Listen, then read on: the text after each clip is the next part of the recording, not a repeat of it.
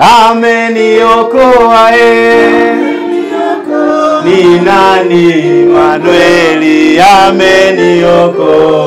Kanisa ni nguzo muhimu ya maisha ya kiroho, kijamii, lakini hata kiuchumi. Kupitia kanisa tunajifunza misingi ya upendo, mshikamano, uadilifu na ujenzi wa taifa letu.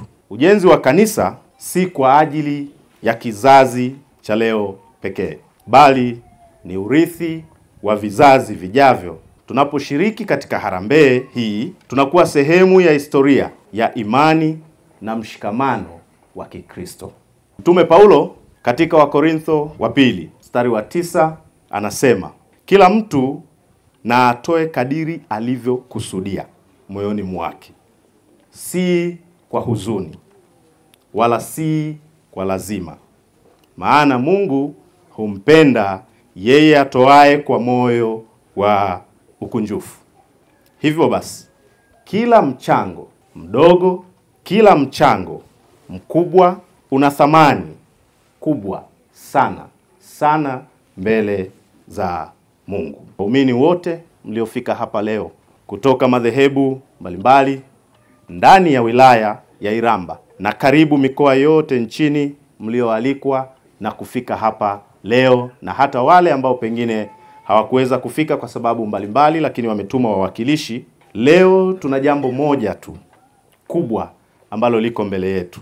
Ni kuhusu harambee ya ujenzi wa kanisa letu jipya kabisa na la kisasa sana katika kanisa hili la KKT usharika wa St. George katika wilaya yetu ya Iramba, kwenye mji wetu wa Kiomboi na kwenye eneo hili la mtaa wa Lulumba.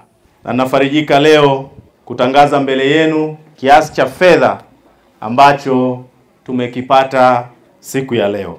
Tulikuwa na malengo ya kukusanya shilingi milioni 162 na 130,000 kwa ajili ya awamu ya pili ya ujenzi kumwaga slab.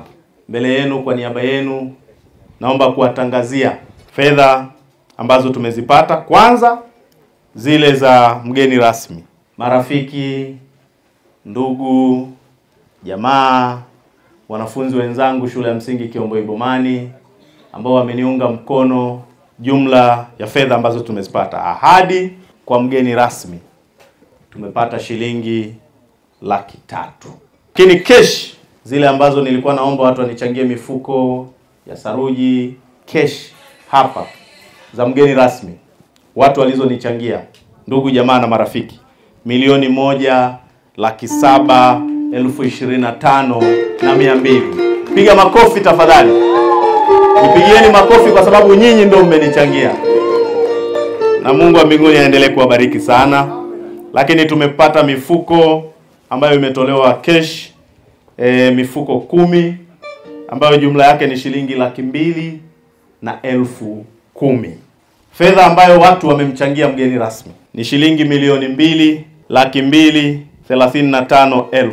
Basi na mimi ndugu zangu, kwa ajili ya kuendeleza ujenzi wa kanisa letu, cash hapa sasa hivi itatoa shilingi milioni 1,600,000.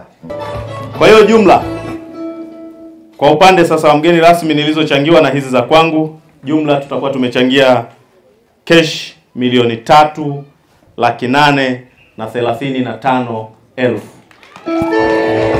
Kwanza ahadi kwa ujumla wake tumepata shilingi milioni 4,10,000.